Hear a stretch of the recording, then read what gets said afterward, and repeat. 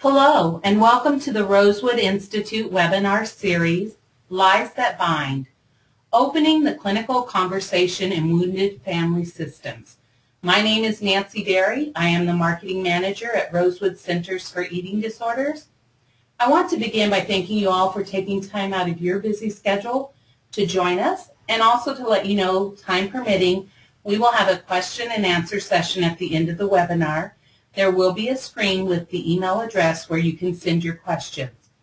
Joining me in the studio today is Dr. Kenneth Perlmutter. Dr. Perlmutter, a San Francisco area psychologist, brings 25 plus years of experience working with complex psychological and behavioral disorders in individuals and families. He is founder of the Family Recovery Institute, which provides clinical training, family treatment programming for several prominent centers, and customized multifamily workshops around the country. In addition, he works as clinical director for Mind Therapy Clinic, a multi-site intensive outpatient program where he bases his private practice. As an educator, he works as a core faculty member for the Rosewood Institute and has served on the graduate faculty San Francisco State Counseling Department and as Associate Professor, Chemical Dependency Studies, Cal State East Bay. Previously, he was founding family and clinical director for Altamira Treatment Programs, clinical and admissions director for the Boyer House, and served on the Sierra Tucson clinical team. Father of two 20-something sons, he makes his home in Northern California with his wife of 28 years, a dog, a cat, and a kayak. Welcome, Dr. Perlmutter. Well, thank you very much, Nancy. It's a privilege to be here. And I want to thank everybody who's tuning in today to be with us. I'm very grateful for your time. You know, as Nancy said, giving us your time is probably giving us the most valuable thing that any of us has. Well, we're going to talk today about family systems, the nature of their woundedness, particularly those that include a family member who has required intensive treatment for disordered eating, substance abuse or addiction, compulsivity, mood disorders, character disorders, or severe trauma. We're going to talk about some of the techniques and strategies for opening the clinical conversation in order to bring members of these systems into a therapeutic contact with you in your office or at your treatment center or with your team. And we're also going to talk about some of the characteristics of the wounded family system, including what I call the lies that bind, which are the narratives or the stories that hold members in rigid ways of responding that they would not likely adopt in any other relationship outside of their family relationships, and ways of responding that perpetuate the cycles of illness, relapse, and loss that they've been experiencing often for generations. So I hope that gets you a little bit of a good overview, and let's get started. Excuse me.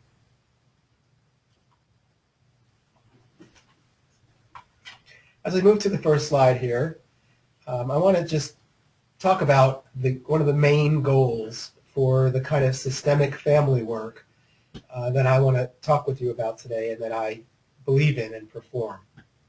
And it basically revolves around seeking ways to assist family members to relate with one another, be in relationship with one another with what I call intention.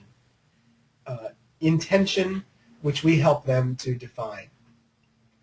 There are many ways of thinking about intention, and among them, for the purposes here, are to help family members kind of consider their spiritual intention. For example, let's say I'm working with a family and they want to help a particularly disturbed member go to treatment. That member is refusing to attend the current outpatient family sessions, and we know there's going to be some kind of intervention that's going to include conflagration, upset, blow-up, discord, difficulty, and everybody's quite worried about it. And there's, say, likely been a history of failed attempts to interrupt this person and get them help, and at the same time the family has very much organized itself around this person and their condition, and very much an IP or identified patient kind of model. I will often ask the members of this initial group that's come to talk about trying to create a shift in the system that would guide the most troubled member to treatment, and ask them, if you were to look back on this process that we're going to launch now, let's say in 3 months or 6 months, what would you hope you could say was true about how you conducted yourself? We're now going to make, now I'm talking to you clinicians, what we're going to do is make a little bit of a spiritual inventory of what the members are going to intend. And if you help them a little bit, they'll usually say things like, well, I'd like to say that I was kind. I'd like to say that I was thoughtful. I'd like to say that we were steady and kept on it. I'd like to say I didn't let my fear stop me. I'd like to say that I made use of help and consultation. And in this way, we're helping them articulate their spiritual intention as they step into what's going to be a very challenging and difficult conversation, interaction, and set of interventions. I'm not sure why it is, and maybe someone in the audience might like to email in your thoughts to me about this, why it is that asking people to think about it retrospectively seems to help them a lot more than saying, okay, as we go forward, how would you like to conduct yourself? But when I ask people to imagine looking back, what would you hope you could say was true about how you conducted yourself, they'll usually produce a pretty useful inventory.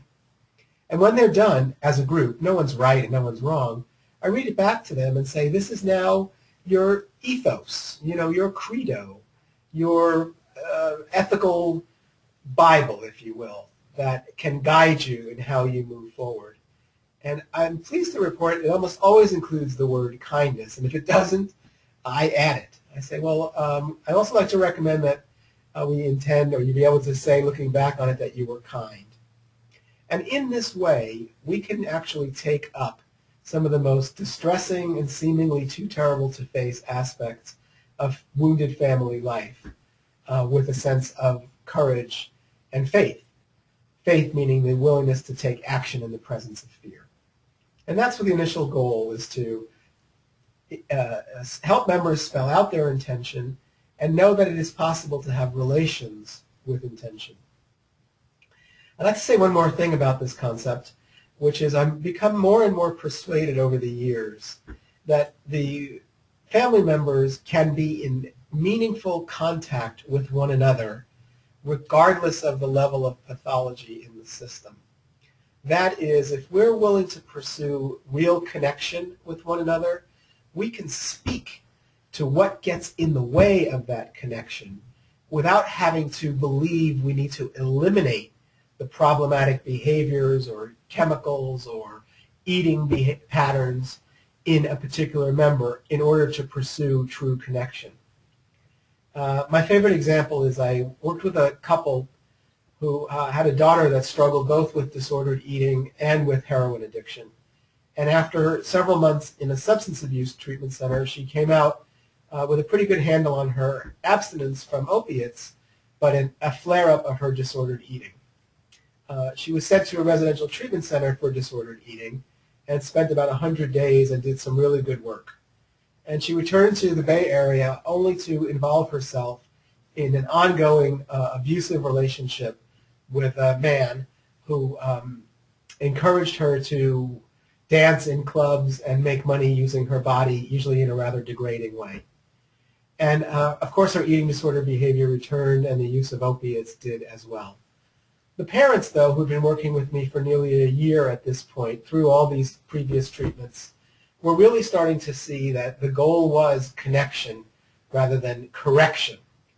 That they wanted to be in connection with their daughter, their precious oldest daughter, but were very aware of the impediments that her disordered eating behavior, her fixation on food and binging and purging, as well as, of course, her degrading behavior and her potential use of opiates posed to that connection. And they with my help, agreed they would sit in a state of great uncertainty, and we're going to talk more about doubt and uncertainty in a minute. They were going to tolerate a state of great uncertainty by no longer trying everything they could come up with to get her to go back to treatment again, but instead see what sort of relationship could be built with her, what sort of connection was tolerable, without denying the impact on that attempt to be close that resulted from her various, addictions, compulsions, and behavioral health care disorders. And it soon became true after they had a lunch together that the mother and father were in very different positions with respect to what they could stand. At the lunch, the mother was really aware of the daughter's brokenness, desperation, and degradation, and felt she couldn't spend more time with the girl in the immediate future, like at similar events. The father, on the other hand, emerged from the lunch with a plan to meet his daughter weekly for ice cream in San Francisco. And it was a breakthrough for their coupleship for them to be able to take different positions with respect to her, to operate, where it was okay for the mom to not be able to spend time with the girl in her current state, and it was okay for the dad to have some ability to do so, albeit on a very limited basis of about 60 minutes a week. And indeed, the father began the weekly ice cream visits and would come back to sessions reporting how difficult these were for him, because in the second and third month he could see how hard his daughter was trying to look good for him in terms of her appearance, her makeup, and she was increasingly failing in her ability to do so. And he was able to say to her, I come here because I want to have connection with you, but I think we can both feel how some of the behaviors and substances you're caught up in really limit just how close we can be.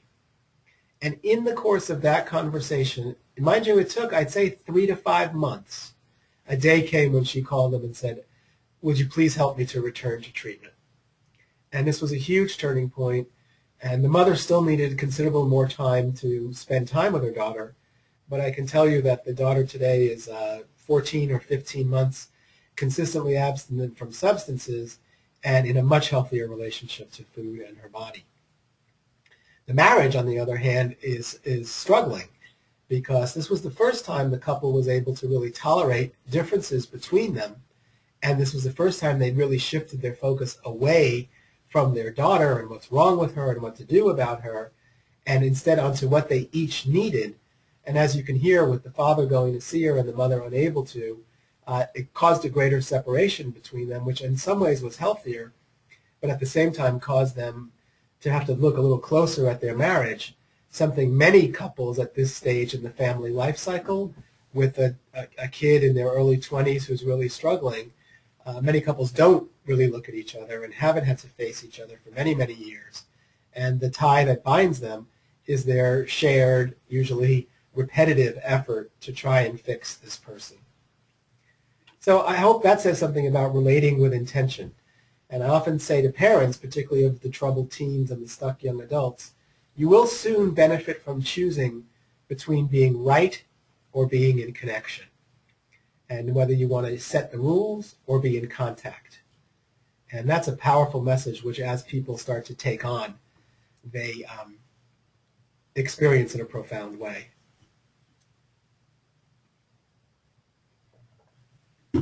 So getting back to the more the nuts and bolts of engaging families, wounded families in the treatment, I like to describe the journey that we're going to take them on. And I will talk to them about this, usually using many of the words shown on this slide here. Most families, when you take the time to ask them, when things have been at their most difficult, how would you complete the sentence, I often felt? And I'm privileged at times to have 6 or 7 families in a room for a weekend workshop, and we start in this way. And I take an inventory of the family members' experience of their ride. They come in and they want to talk about their kid, and I use the word lovingly, let's say 16 to 40. They want to talk about their kid who's in treatment, and instead we're going to focus right away on their experience. And the kid in treatment is not present for these initial hours of the workshop. And I asked the family members to, go around the room and each say tell their story, and the list is the same every month, I must tell you.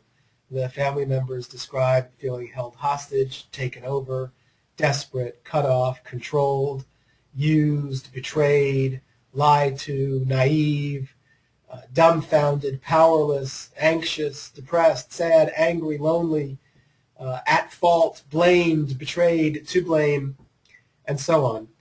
And we normalize that, and the group starts to form a bond around their shared experience of having been taken hostage.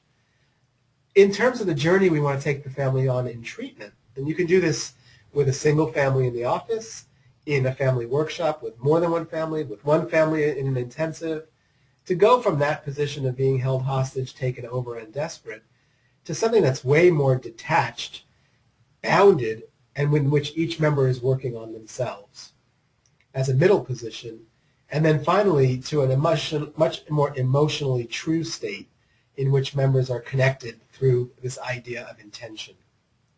And that segues very nicely usually into sharing with them what I consider to be the universal recovery formula, excuse me, which involves showing up, telling the truth, and asking for help.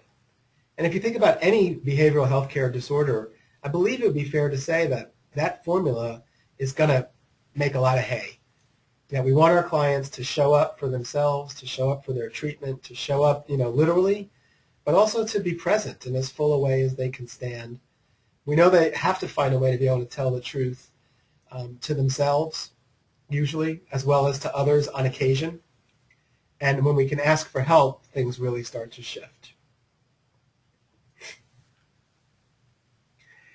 Let's talk about wounded family systems. We used to call them dysfunctional. Excuse me. And they share many common characteristics. So this is the beginnings of the model that I've developed, and it's based on the World Health Organization model of disease. If you take a disease model and you look at the area inside the heart, we need a susceptible host who can manifest the disease. We need a toxin, represented by the word stress in this case, but let's say we were talking about alcoholism, which is a defect in an organ that produces symptoms, right? The organ is the brain. The toxin, which is required, is alcohol. And the two must exist in a permissive environment in which the susceptible brain, as a result of genetics or early stressful incidents, can dance with one another. So alcohol meets the susceptible brain. We live in an environment where susceptible brains and alcohol can spend lots of time with each other, in bars and restaurants and our houses and the liquor store and so on. And the condition that inevitably follows in the susceptible brain is alcoholism.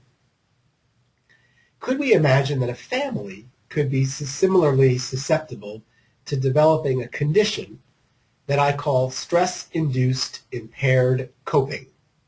That word will be shown on the next slide. I'll just bounce ahead so you can just see it.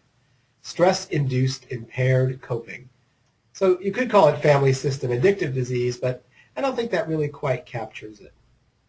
And in this model, we have to allow one thing, maybe a little suspension of disbelief, or could you please allow that a family could have a core, or a soul, or a heart, or an unconscious, or a center, and that thing, whatever you want to call it, let's just pick the heart of the family, that thing could be vulnerable or wounded or cracked or fragile or off its axis or susceptible. And it is a history usually of losses from which the system has never fully recovered that drives that susceptibility. And the presence of secrets is inevitably in the mix. Secrets about losses, things that can't be talked about, tragedies, undoings, governmental intrusions, God bless them, dead babies, and similar. We don't even have to know what they are. But the susceptible family, which is going to be the wounded family, rocked by losses from which the system has never fully recovered, is more likely to manifest stress-induced impaired coping. I have to tell you, I've never met a patient with a significant behavioral health care disorder who hasn't come from a family that has many of these characteristics. So hear that language, many of these characteristics. I didn't say they all come from severely wounded families, but I certainly haven't met a client who hasn't grown up in a family that has many of these characteristics. So on the right, there's a list of the 6 Ds. They start with the letter D as in doubt, that characterize the wounded family system. Environment. And it's the presence of these that helps you diagnose or spot this condition. And let me walk through them. There's actually 7 now. The first one that's not shown here is danger. The wounded family system environment is dangerous. It's psychically dangerous. It's emotionally dangerous. In most cases, members in the wounded family system have had experiences of interruptions in their sense of safety, which is my favorite definition for trauma, an interruption in one's sense of safety. And attachment disorders follow when that interruption is perpetrated or is the result of caregivers who are unable to reliably meet the emotional needs of the people who depend on them. So interruptions in safety equal danger. The next is doubt listed here. And in these systems, doubt represents the system's inability, generally, to manage uncertainty. Members just move along, kind of usually preferring to blow things up rather than get clear about anything and sit in the unknown. Very low frustration tolerance, many incidences of rapid or irrational decision making. Disorder refers to the way in which, well, disorder actually best describes the parentification of children. Things happen out of order or out of phase. Out of phase development is what I'm talking about with disorder. It's also true wounded family systems are often out of order and chaotic. I think the classic example would be the 5-year-old girl becomes the diaper changer in the family. Well, how did she become the diaper changer for her little 2-year-old brother? Well, one day when mom was passed out on the couch, this is kind of the classic stereotypical example, in the afternoon because she'd been drinking since before lunch, the daughter changed the boy's diaper, and everyone became really proud of her, and she was now the new de facto diaper changer for her 2-year-old brother, which she would smile her gap-toothed smile of pride because she would get stroked for this newfound ability. Notice, though, that this happened without any conversation, without any discussion. And it happened because the girl deduced that there was no one who was going to do it. You know, when you ask these little girls why they changed their brother's diaper, you know, it's wonderful. They'll say, because he was wet and he was crying. They'll never say, because mom was passed out on the couch and I know it's inevitably going to fall to me to fill in this gap. They'll say he was wet and he was crying. And in the wounded family system, this becomes like her little specialty. And I think we can all pretty much quickly see that that is likely going to be at some cost to her childhood development. Now, I'm not saying 6-year-olds and 5-year-olds can't change diapers or shouldn't, but I'm saying that when these covert assignments are made, and they're made outside of any kind of parental authority or conversation, they represent the disorder that's a hallmark feature of the wounded family system.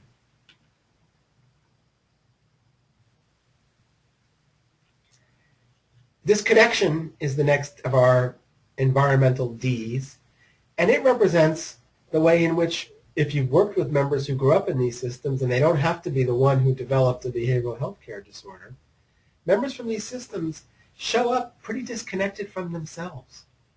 And often in a quite measurable way, they're disconnected from their own fundamental sense of goodness, very much like the addict member or the member who's experiencing disordered eating. There's a shortage of connection to the goodness in the system, and instead much more an experience of internal and secret defectiveness. It's also true in these systems you'll find many feuds and estrangements, you know, and two members who can't, you know, get along with each other or be in the same room. In my own family, it was said by one of my family members about another family member, I heard she was in the Target store, and if I would have seen her, all I can tell you is the lights would have gone out. And my brother and I never really understood what that meant. The lights would go out, but we knew it wouldn't have been good. And so these two are profoundly disconnected, and in the one family member's report can't even stand to be in the same room. The system itself is distracted. Members use distraction to manage the experience.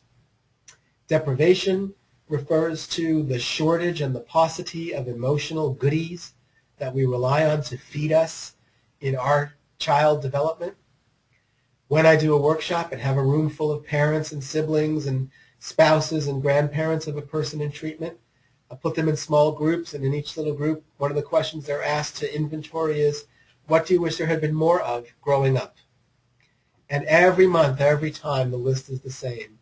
Members wished for more fondness, more connection, more privacy, more time with dad, more time on vacation, more attention.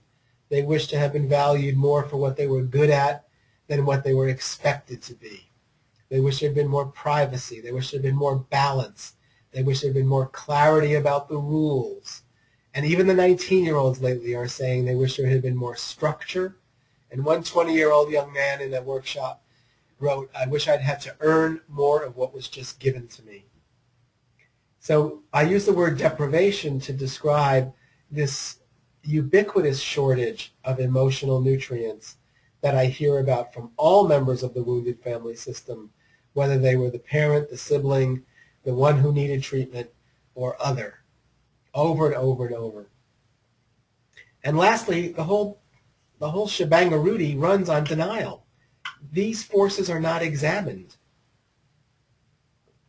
Members don't gather together and wonder together about who they are to each other and why they conduct themselves in some of the ways that they do. It seems like if you think about the losses that are at the core, there are aspects of family life that seem too terrible to face. And that's very intentional language that I use there. There are parts of their experience that seem like they can't be known. And so in this disease model, stress over here meets the vulnerable family system core.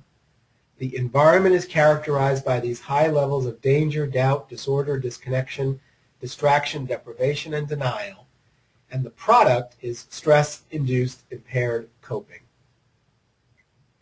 And let me show you a little bit about what that involves. We human beings are very talented adapters. We live in the desert. We live in the Arctic. We live in New York City. We live in complex environments, life-threatening environments. We live at 12,000 feet in the Himalayas. We live in a space station. We can live underwater in a pressurized capsule. And I don't know about you, but I often fly around at 35,000 feet in a pressurized aluminum tube and have the illusion I'm fine. And I think I'm making my point that we can cope with a tremendous amount of adversity, stress, or uncertainty.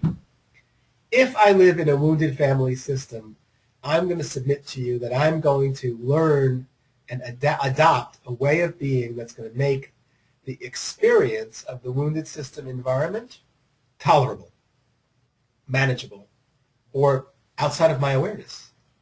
And there are four main methods people use. And they're presented to you here in no particular order because this is like a solar system or a constellation.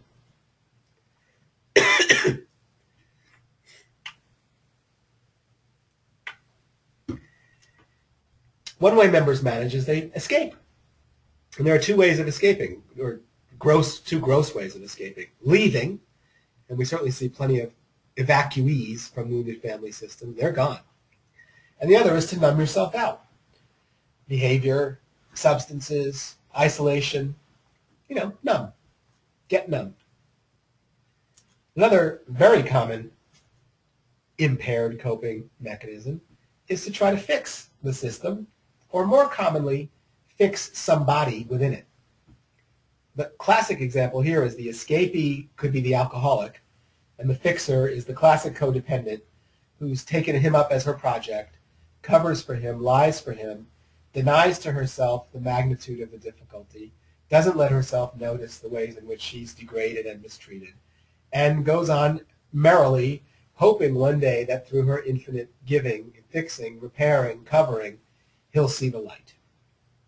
So that fixer could be thought of as the broker, the martyr, or the controller. We've got three forms of fixing. Control, that is directing, deciding, and ordering. Martyring, which usually involves a lot of cooking. Infinite giving, lots of cooking. You know, and if I just give, slave away, work enough, the thing that I believe is wrong will get better. And then the brokers are the ones who have everybody else's needs in mind and are always balancing and trying to figure out what everybody might need and keep everything okay and smooth. You can see how busy one would be in a fixer role, and it's that exact busyness that helps to distract the fixer from the emotional experience of life in the wounded family system. Distract is already a word I've used. It's also a coping role. One can be a distractor on behalf of the system who is so involved in other parts of one's own life that you have the benefit of distracting yourself from the experience of environmental woundedness, and on behalf of the system, distract the system from any sense that something's very wrong, which it usually is. Distractors come in two flavors. We have the superstar distractors. They're the ones who kind of get it all right. You know, they've got it all going on.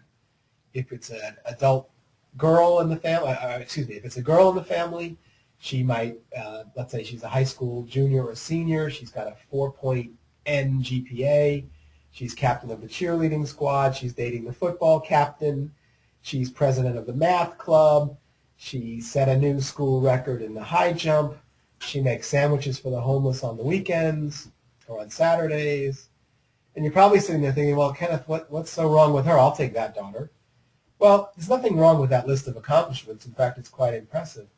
When we're concerned about this is when this girl is caught in this cycle on behalf of the wounded family system.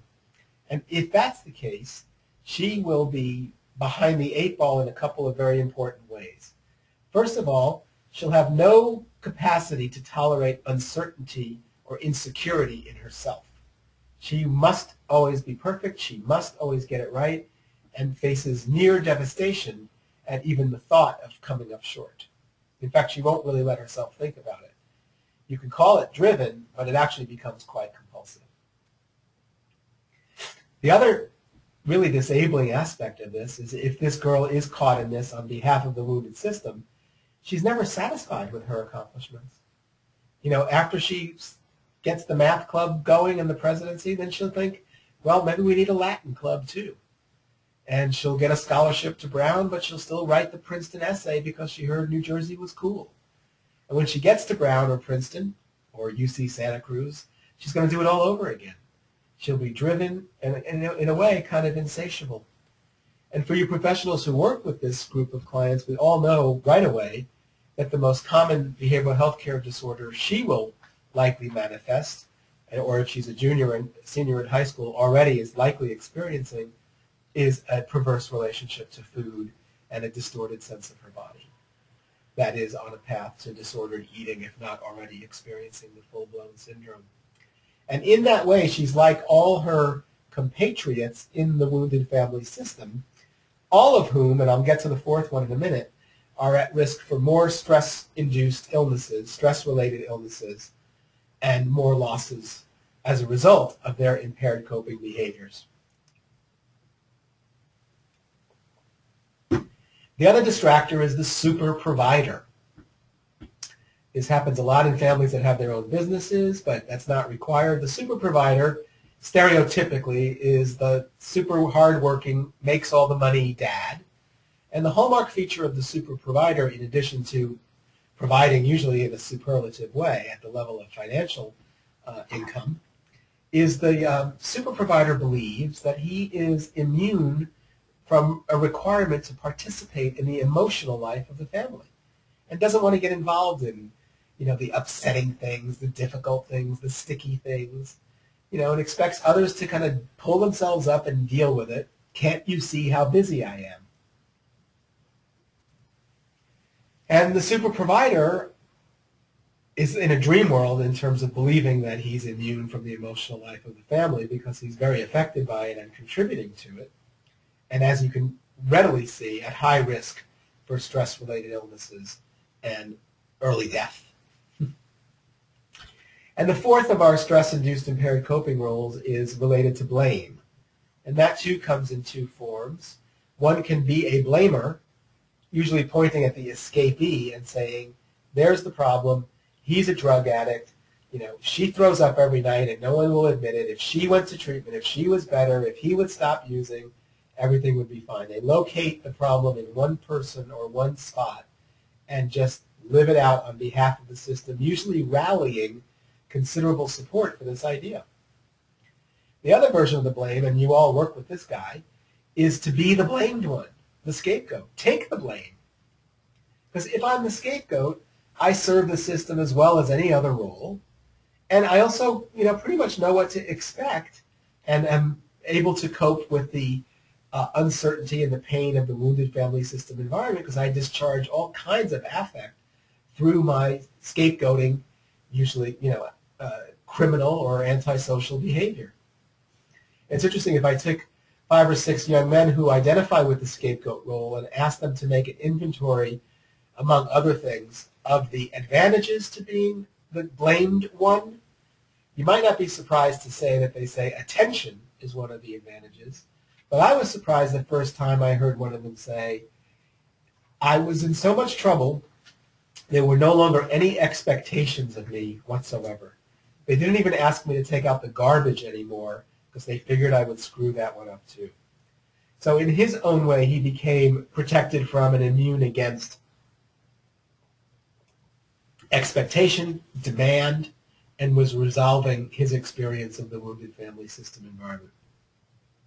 So we take the 6 or 7 Ds and we bind ourselves to one another in this very fixed way and create this system that's spinning around something at the core that seems too terrible to face. That's what I call it. And my best word for what's there at the core is shame. And what I'm trying to capture with the word shame there is it's been my experience, certainly with escapees, addicts, disordered eating clients, that they carry a fundamental sense of defectiveness such that in some ways they're undeserving of love. That would be Brene Brown's definition of shame, is an internal experience of being undeserving of love, and I like to add, or belonging, undeserving of belonging.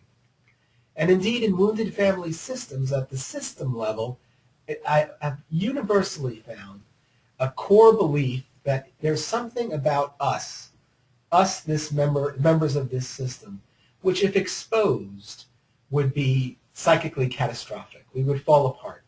We would be seen in a way that would be humiliating at a level that would be completely intolerable. And so playing our wounded system roles, spinning around in this constellation, we're protected from an experience of that shame. And we're protected from this thing that seems too terrible to face. Now, you might think, well, all we got to do is get them in a room, figure out what they're ashamed of, or figure out what caused the losses, and, voila, everybody would be free. And that's not a bad idea, and freedom is the goal, but I don't find that that can be done at a pace that doesn't do a lot of damage. And by instead talking with members about how they constellate and turning their attention to the fact that they're in a role is an important first step, because that's what we're going to move into now. It's like, how do we open this conversation? An important first step is helping members start to consider the roles that they've been drawn to and set them free of blame for playing that role, and instead point out that these occur the same way that we just kind of end up in our families, outside of our control and outside of choice. No one really chooses these. I do role plays to create these, and people will take on a role in a role play with no direction to do so, and when asked afterward, when you were assigned the role of child number 3 in this role play, and you learned that your older sister was drug addicted and hiding it from your parents, and that the middle kid, your older brother, was a super jock, super athlete at school, you decided to be the little comedian girl. How did you choose to be the little comedian girl? Every single time they'll say, I don't know, it just seemed right. And that's the exact same mechanism by which this happens in families. And I offer that so that in a kind and gracious way, in a gentle way, we can help family members explore their roles without causing them some dissonance or worry that they've, chosen this in a way and they should have seen its inherent destructiveness. So now that we're starting to get in the room with these people, I'm going to offer you a developmental view of the ride we're going to try to go on. They show up when this is attached to a member who's more disturbed. They show up saying, we just want to support, I call her Jessica here, no offense to any Jessicas out there. We just want to support Johnny or Jessica or Rachel or whoever it is to get well. And that's why they came. And we do want to honor that and spend a minute or two on that and thank them for that and tell them that Jessica or Johnny appreciates their willingness to do so. And then we're going to quickly move on, though, and as I've already kind of said to you, here's a slide spelling it out.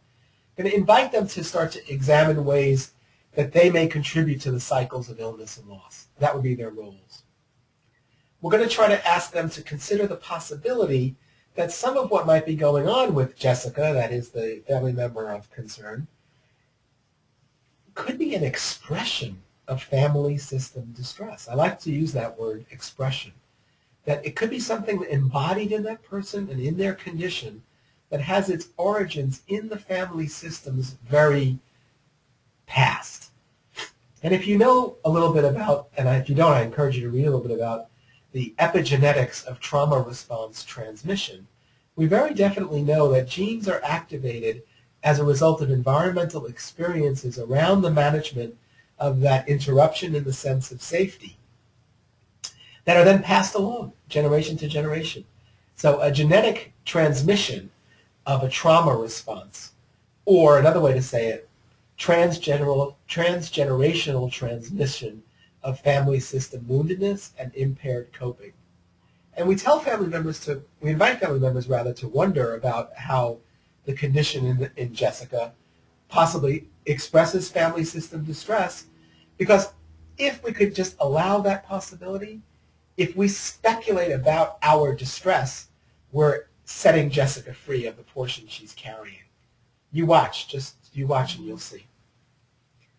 We also want to try to normalize the effects of the disruption in the sense of safety and help members recognize that if they had an experience of caregivers who are unable to reliably meet their emotional needs, that interrupts one's sense of secure attachment.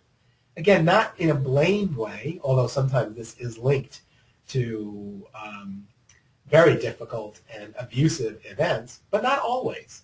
But even if it is, we're much more interested in talking about the way in which we can understand each other's, let's say, precious woundedness, rather than go back and say, well, this trauma occurred or this abuse occurred. And if we can understand precious woundedness together, make a little space for it, we can reduce its toxic effect by normalizing the difficulties members who've had that experience have in forming secure attachments. So as a result, they have ambivalent attachments, anxious attachments, disruptive attachments, and we're going to allow that and recognize that and say, we could take up as a project, as a family system, bringing help to each other to reduce the incidence or the degree of that ambivalence, anxiety, or disruption. And then last part of the ride is we're going to encourage individual efforts. This work happens starting with one family member. We want any family member to say, it stops with me. I'm going to interrupt the way I participate in our system because I see how it can have the effect of perpetuating some of the cycles of illness, loss, relapse, and pain.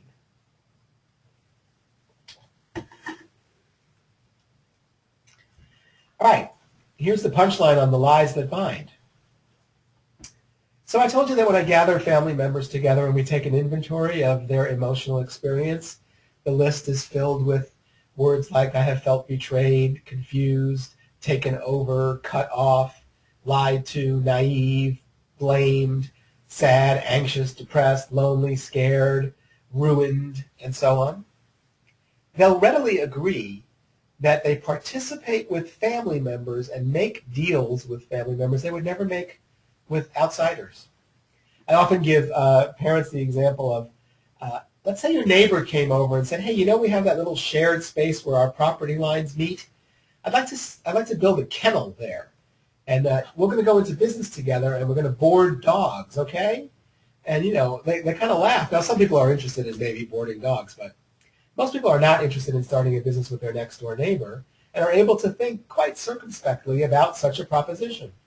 But when I point out to them that when your daughter calls and says someone stole her mascara, she can't find her lighter, and, you know, she broke a heel, and she's, you know, inclined to go out with Johnny what's-his-name on the back of his motorcycle, you'll drive 60 miles to bring her a lighter and take her to the shoe to the shoe repairman, you know, and again attempt to rescue or fix or alter the course in ways you wouldn't do for anybody else that make no sense. Why would otherwise intelligent, educated people do this with family members?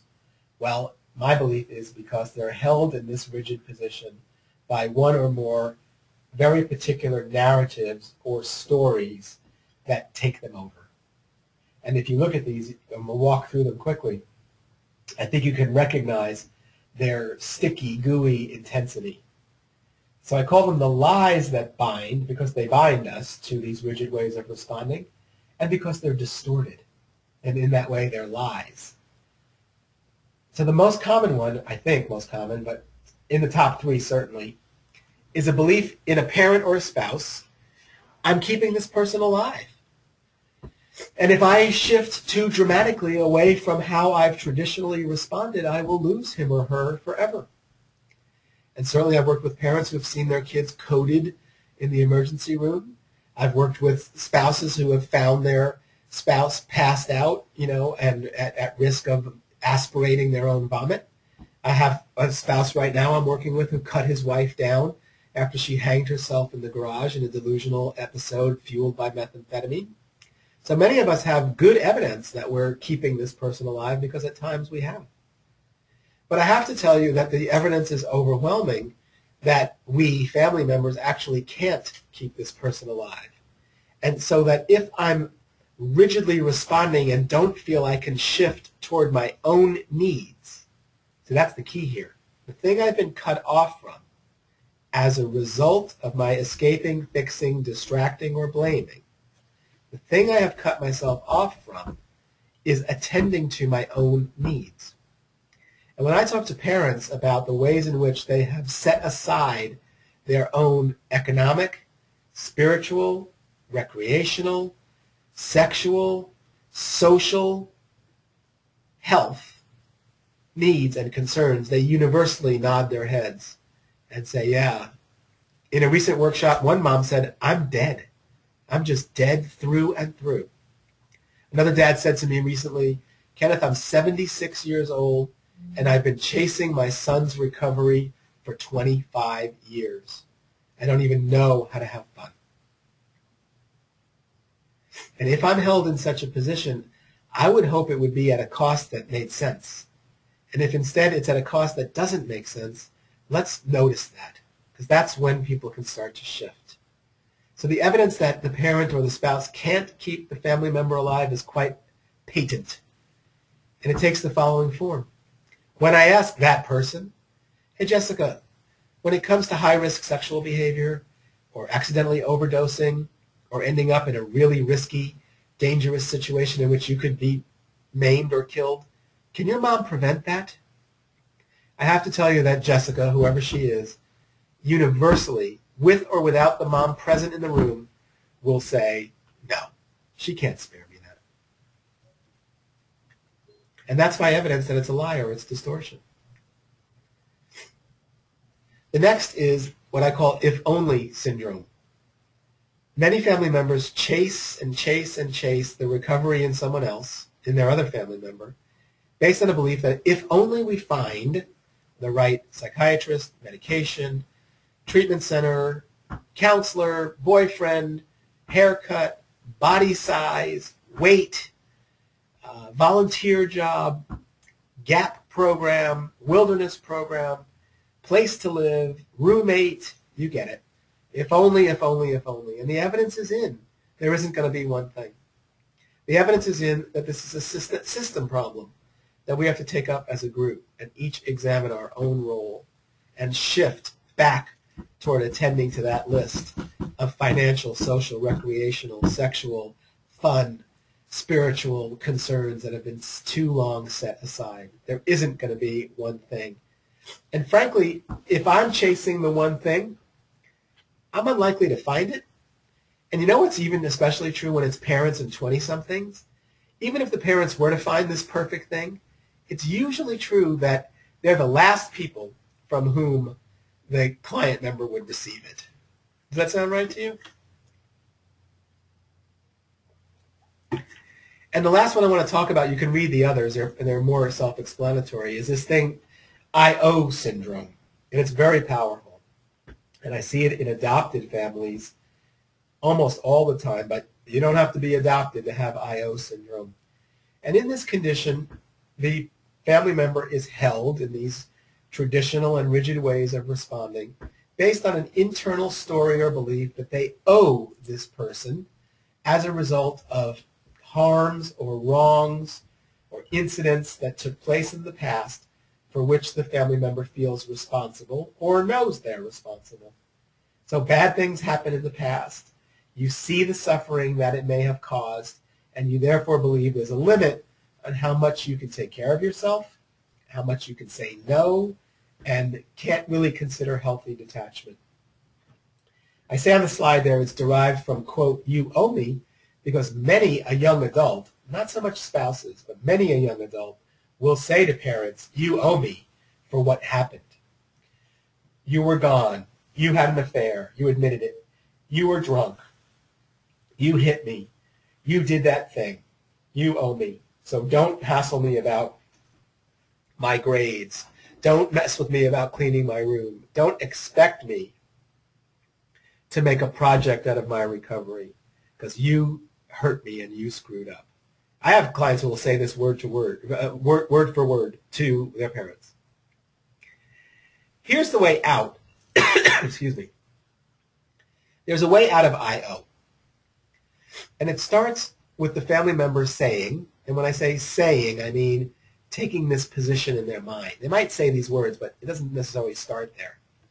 The family member needs to say, you know, some bad things did happen, and to admit and honor their fault in that. I was wrong when I left. I did have a problem with alcohol. I didn't pay enough attention to you. Whatever it might be, and just say it flat out and to say I was wrong. Either to do that or to let that happen or I should have known, whatever you feel is the closest to the truth. And then that's followed by a two-part statement. Part one, I have given you a message, I think, that I can somehow repay you for that. And I've concluded that I can't. And furthermore, I'm no longer going to try to figure out how to pay you back or make that up to you. We need to live our lives. I'm going to be living my life. I care, but I'm no longer trying to figure out or chase some reparation. Now, here's part two, and if you leave this out, you really blew it.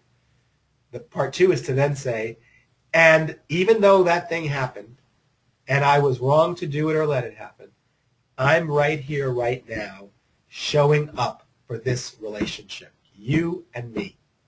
And although that thing happened, I'm right here wanting to develop as deep a connection with you as together we can stand. And so the heart of the work, kind of a big pause here, at the heart of the work is to help family members in the initial work start to take a look at the deal they're in with each other. Give words to the role they've been pulled to play in that deal, and know that they may have a hybrid role or it can shift over time. Try to put into words some of the lies that bind them to this way of being. And see if members can declare that they will be free. This does not require cutting anybody off. It does not require changing the locks. It's the pursuit of healthy emotional detachment. It's a three-part process. There are three initial steps that help family members a lot. One, examine the deal and determine if the current deal is okay or not. If the deal is not okay, step one is to say, you know what, this deal we're in with each other, it's not okay with me. Which is very different than saying, you're still sick, you need help, you've got to come out of the deal. No, you say, this deal we're in is not okay with me. Step two, I am no longer going to participate in this deal in exactly the same way that I have been. And that's very intentional language. So we're helping family members start to say, I'm no longer going to keep doing exactly what I've been doing. And then you got to make a lot of room for them to say, I don't know what I'm going to do differently. And that's exactly right. That's the space we want them in. That's the beginnings of emotional detachment. I don't know what I'm going to do instead, but I ain't going to keep doing exactly that. And it's best that this not be radical. It should be subtle. Step three, and here's where we lose a lot of people in my model, is for family members to build a network of allies that will walk them through doing it differently. Me, the family therapist, I'm one of those, but I do much better work when the family's also involved in Al-Anon or has some other kind of support group where they can bring their uncertainty, their doubt, their fear, and say, I know I can't go rescue her again. I'm trying not to, and last night I didn't, but it really is really, really hard. How do you guys get through those moments? Because in its pure form, when the distressed family member is calling and complaining and saying, I can't stand it, you got to fix me, you got to rescue this, get rid of this, I'm so uncomfortable. In the perfect form, we want family members to be able to say, sweetheart, that sounds like a lot. I can hear how stressful that is. I hope you're using some of the tools that you've been getting in your therapy or there at the treatment center or, in your support group. Listen, your mother and I are going to Pilates right now. Why don't I give you a call tomorrow morning and just see how you're doing? So in that way, you're basically saying to the family member, I believe you have what you need to get through this moment and to resist, their discomfort taking me over. And that's how we invite family members in. We help them see that what they've neglected in themselves. We let them know it's possible to move those a little bit back up the ladder of importance. Help them put into words these lies that bind and declare that they will be free of the rigid ways of coping. And set the whole system free of this kind of stuck way of spinning around something that seems too terrible to face. I thank you very much for listening, and I'm going to turn it back over to our moderator. Thank you, Dr. Perlmutter. I appreciate your time.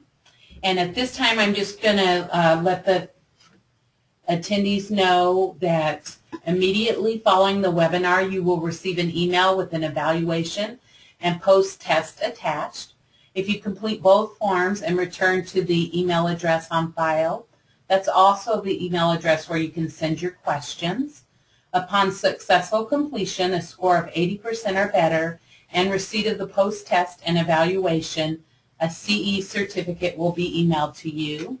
You can send your questions or requests for slides to tri@rosewoodranch.com. For additional information, visit us at www.rosewoodinstitute.org. And again, we'd like to thank you for joining us today. Thank you for your time. We know it's valuable, and we appreciate it. And thank you, Dr. Perlmutter. My pleasure. Bye, everybody. Bye-bye.